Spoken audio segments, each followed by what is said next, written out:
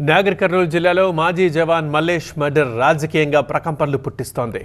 నిన్న జిల్లాలో పర్యటించిన మాజీ మంత్రి కేటీఆర్ చేసిన వ్యాఖ్యలు దుమారం రేపాయి. ఆ కామెంట్స్ కి అదే స్థాయిలో కౌంటర్ ఇస్తున్నారు అధికార కాంగ్రెస్ నేతలు. ఏ మాదిరిగా ఈరోజు రాష్ట్ర ప్రభుత్వాన్ని కూడా నేను కోరేది, ఇక్కడ ఉన్న మంత్రి గారిని కూడా నేను కోరేది, ఈ రకమైన సంస్కృతి మనకు మంచిది కాదు. ఎందుకంటే రాజకీయాల్లో గెలుపులు ఓటములు, ఒకరు గెలవచ్చు ఒకరు ఓడొచ్చు. మీరు గతంలో మంత్రిగా ఉన్నారు, తర్వాత మాజీ మంత్రి అయ్యారు, ఈరోజు మళ్ళీ మంత్రి అయ్యారు. ఈ రకమైన సంస్కృతి, ఈ రకమైన దాడులు, అదేదో ఆంబోతులు కొట్లాడుకుంటే మధ్యలో లేగదూడలు చనిపోయినట్టు కార్యకర్తలను ఇందులో సమిధలుగా చేసే ఏదైతే ఈ సంస్కృతి ఉందో ఇది మంచిది కాదు.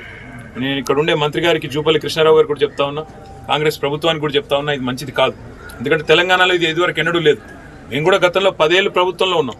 మరి 10 ఏళ్లలో ఏ ఒక్క కాంగ్రెస్ కార్యకర్త మీద కానీ, కాంగ్రెస్ నాయకుడి మీద కానీ ఇట్లాంటి భౌతిక దాడులకు ఎన్నడూ కూడా మేము తెగబడలేదు, ఎన్నడూ కూడా ఇట్లాంటి సంస్కృతిని ప్రోత్సహించలేదు. ఆనాడు కూడా మేము ఇట్లాగే అనుకుంటే, మీరు అనుకున్నట్టే మేము కూడా అనుకుంటే, ఈ ఫ్యాక్షన్ సంస్కృతిని పెంచాలనుకుంటే ఈ రకమైన పరిస్థితి ఉండేది కాదు. కానీ నేను విజ్ఞప్తి చేసేది పోలీస్ యంత్రాంగానికి కూడా, ప్రభుత్వంలో ఎవరున్నా కుటుంబానికి న్యాయం జరగాలి. వాళ్ళ గ్రామ కూడలు అంటే మెయిన్ రోడ్ పైన క్రాస్ రోడ్ ఉంటుంది, అక్కడ వదిలేసి వాపసు వెళ్ళిపోయాడు. సో దాని తర్వాత ఈ బావమర్ది ఎవరైతే చంపిండో నరేష్ యొక్క బాధ్యతలు కలిసి అతన్ని హత్య గావించారు. వాళ్ళ ముగ్గురు రిమాండ్ చేశారు జరిగింది. ఇది దీనికి సంబంధించినటువంటి పూర్వపరాలు, ఇది వాస్తవం. అసలు ఆల్రెడీ రిమాండ్ చేశారు. ఎవరు వీళ్ళంతా ఉన్నది? మేము తీసుకురావాలి, కొత్త అధికారులని. మీరు అధికారం ఉన్నటువంటి ఎస్ఐలు వాళ్ళే, సిఐలు వాళ్ళే, డిఎస్పీలు వాళ్ళే, ఎస్పీలు వాళ్ళే. ఆ రోజు వాళ్ళు ఈ రోజు వాళ్ళే ఉన్నారు. అంటే ఇటువంటి నిందారోపణలు చేసి హత్యను రాజకీయ వాడుకోవడం అనేది కేటీఆర్ స్థాయికి తగింది కాదు. భూమి తగాదాలు పాత కక్షలను దృష్టిలో పెట్టుకొని చంపిన విషయాన్ని కేటీఆర్ గారు అక్కడ పోయి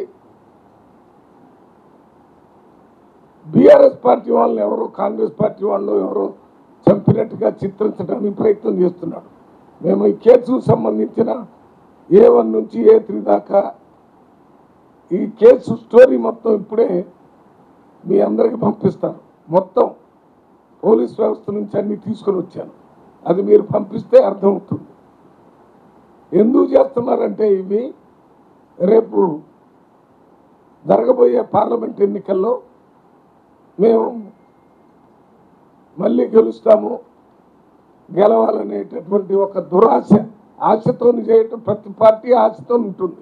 కాంగ్రెస్ పార్టీ మీద తప్పుడు స్టేట్మెంట్ ఇస్తున్నారు. వాటన్నిటి కూడా తీవ్రంగా ఖండిస్తున్నాం.